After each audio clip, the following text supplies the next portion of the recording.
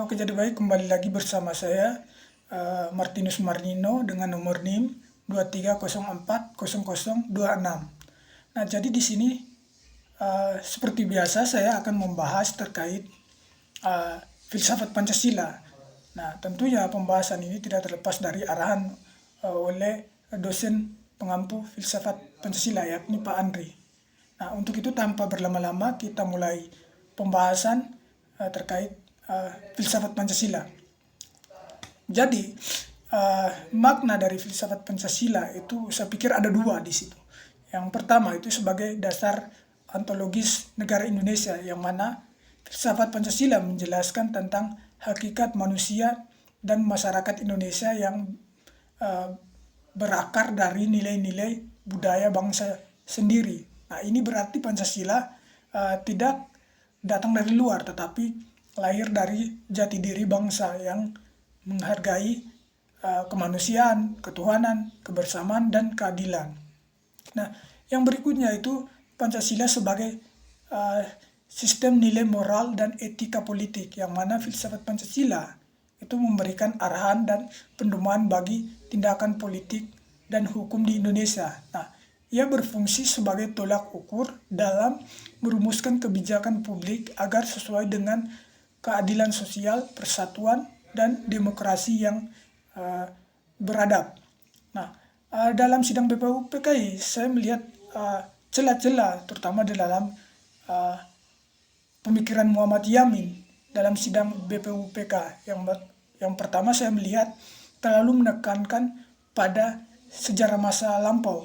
Nah, Yamin banyak mengacu pada kebesaran kerajaan-kerajaan Nusantara seperti Sriwijaya dan Majapahit. Nah, hal ini bisa dinilai kurang relevan jika tidak disesuaikan dengan realita masyarakat Indonesia yang majemuk dan menghadapi tantangan-tantangan modern. Nah, yang berikutnya itu saya pikir dalam visi Yamin itu kebangsaannya itu kurang operasional, yang mana gagasan Yamin cenderung abstrak dan belum menjabarkan secara sistematis bagaimana nilai-nilai yang ia usulkan bisa diterapkan dalam struktur pemerintahan dan kehidupan bangsa yang konkret berikut. Begitu.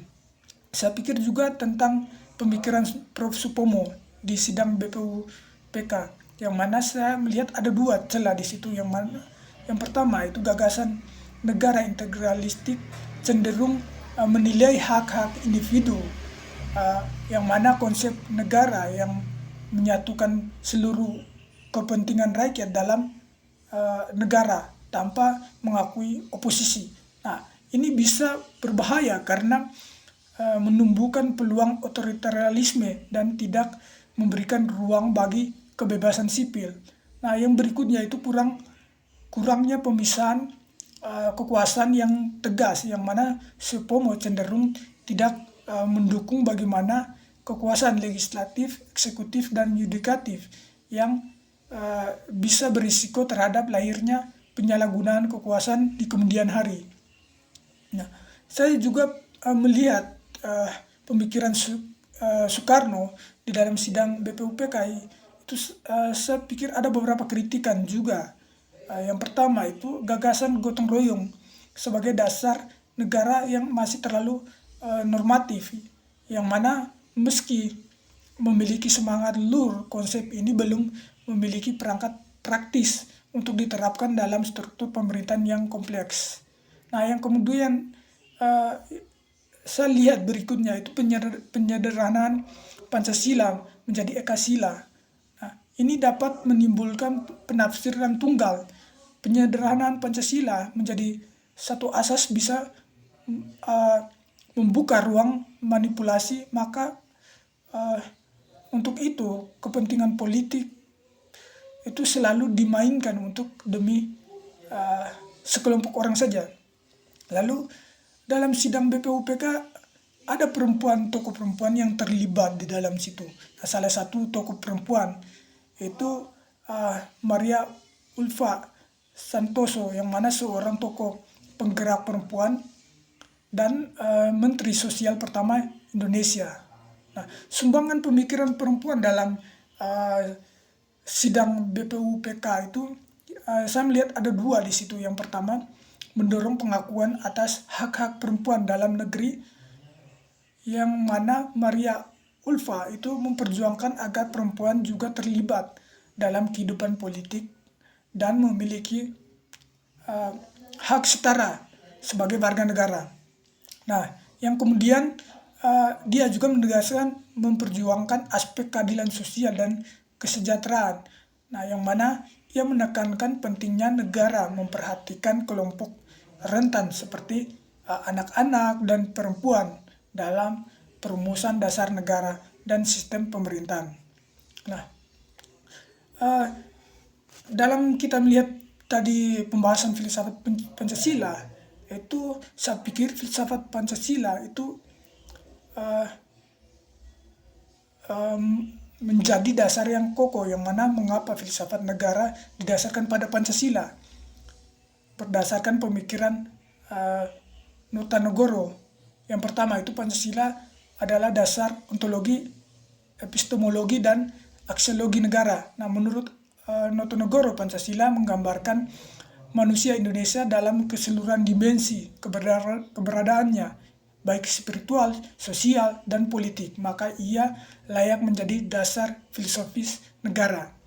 Nah, yang kedua adalah Pancasila menjamin keselarasan antara individu dan negara. Nah, jadi Pancasila tidak memisahkan antara individu dan masyarakat, melainkan menyatukan keduanya secara harmonis. Nah, filsafat ini menghindari ekstrim individualisme dan otoritarianisme, sehingga cocok untuk bangsa yang majemuk seperti bangsa Indonesia.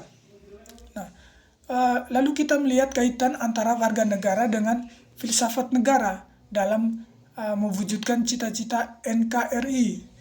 Nah, saya pikir ada dua di situ. Yang pertama itu warga negara sebagai subjek dan objek pelaksanaan nilai-nilai Pancasila.